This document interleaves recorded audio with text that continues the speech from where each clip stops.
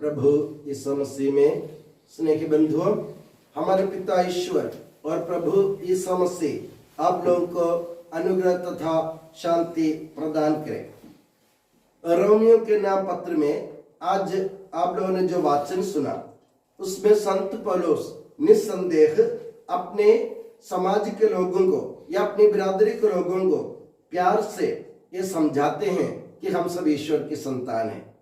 ईश्वर को अपने पिता के रूप में पुकारने का वरदान ईसा मसीह द्वारा ईश्वर ने हमें प्रदान किया है और हम लोग अभी तक या प्रभु यीशु मसीह के आने तक हम लोग परदेशी जैसे, गुलाम जैसे, दास जैसे, सेवक जैसे अपने जीवन बिताते थे, मगर प्रभु यीशु मसीह ने अपने आगमन से हम लोगों को ईश्वर के दत्तक पुत्र बनाकर हमें भी ईश्वर के विरासत के सहभागी बना दिया है। इसलिए संत पुरुष कहते हैं आप लोग अभी मतलब परदेशी नहीं है, सेवक नहीं है, दास नहीं है, आप लोग अभी ईश्वर की संतान है। आप निस्संदेह यानी पूरे मन से प्रभु को, ईश्वर को अपने पिता के रूप में पुकार सकते हैं। और इस वाचन को सुनते समय मेरे मन में यह ख्याल आया कि हम लोग अक्सर प्रभु को, ईश्वर को पुकारते हैं, मगर हमारी हिम्मत है क्या, हम चाहते या हमारी इच्छा है क्या हम ईश्वर को अपने पिता के रूप में पुकारे? हमें से कितने लोग ईश्वर को पिता के रूप में देखना चाहते हैं? यह सोचने की बात है।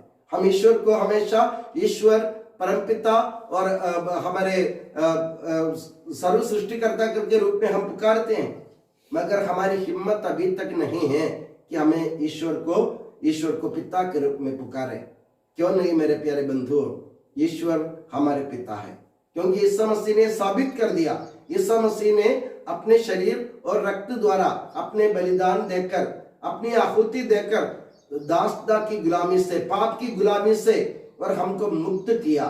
वह अभी हम दास नहीं है किसी के। पहले हम पाप के दास थे, पहले हम अधर्म के दास थे, पहले हम बहुत सारी बुराइयों के दास थे, मगर प्रभु यीशु मसीह ने अपने खून बहाकर हमको धो डाला और हमको ऐसा ढारस बंधाया। अभी आप लोग बेहिचक ईश्वर के पास जा सकते हैं।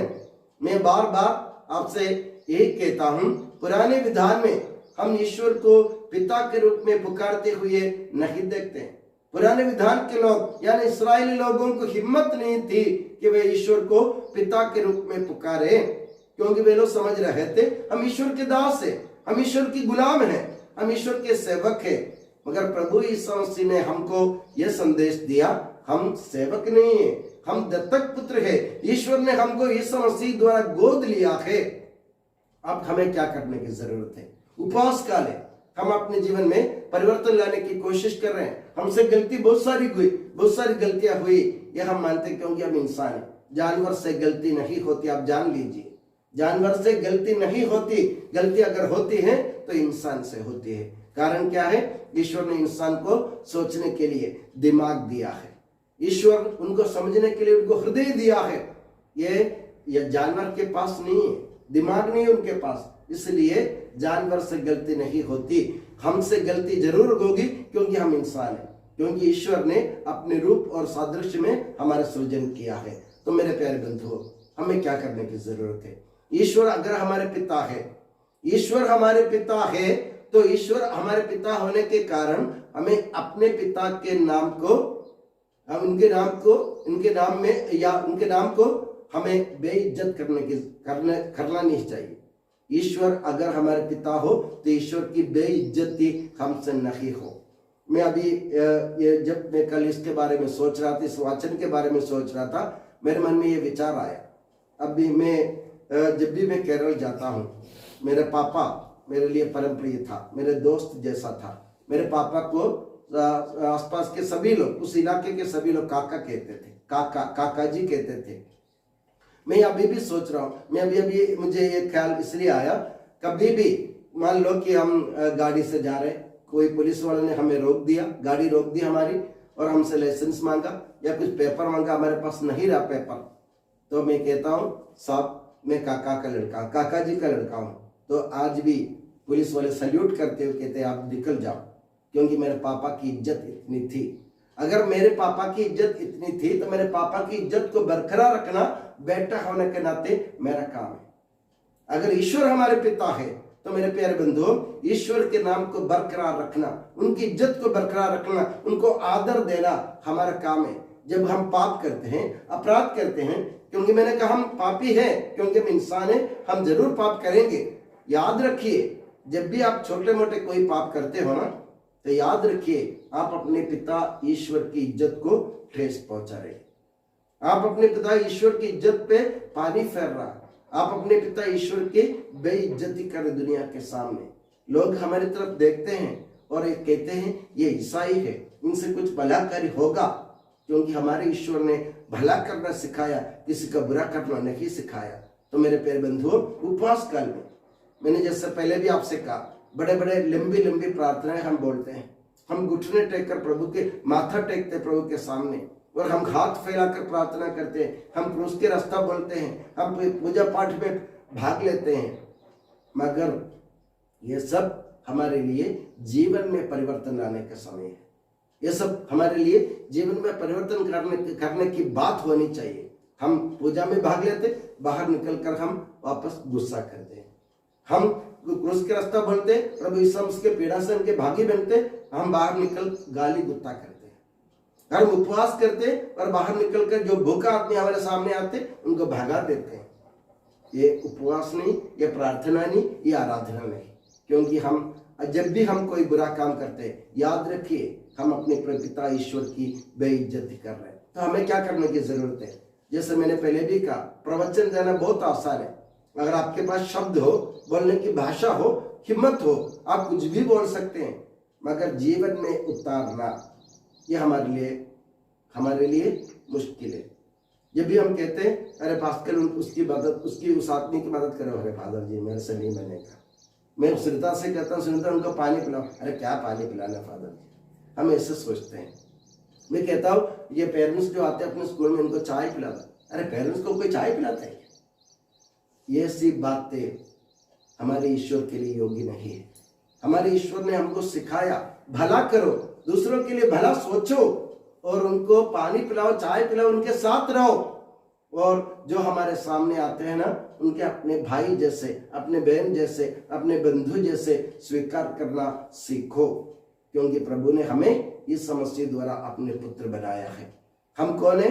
ईसाई होने के नाते सीने तान कर हम सारी दुनिया को ये पुकार कर कह सकते हैं कि ईश्वर हमारे पिता है।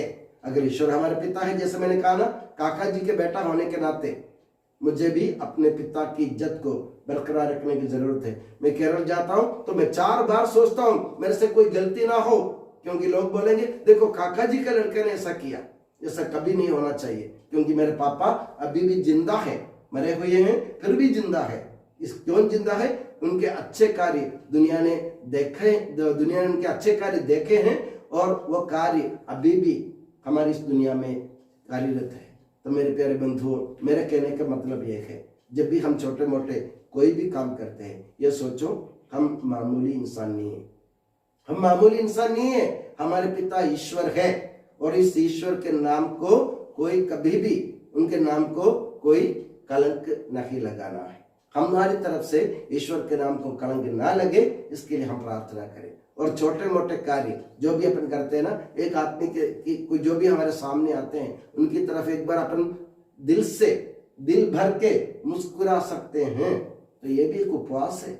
समझो, कोई जो भी हमारे सामने आते हैं ना, उनकी तरफ देखकर मुस्कुराना सीखो, और उनसे हाल पूछना सीखो, और उनके जरूरतों पर उनका हाथ उनके साथ देना सीखो, और थोड़ा सा एक प्याला पानी पिलाओ। प्रभु ने कहा ना, तुम अगर मेरे नाम से किसी को एक प्याला ठंडा पानी पिलाएगा ना, तो तुम लोग अपने पुरस्कार से वंचित नहीं रहोगे। तो मेरे प्यारे बंधु, ये उपवास काल अभी समाप्त होने वाला, अभी 1-2 हफ्ते बाकी है।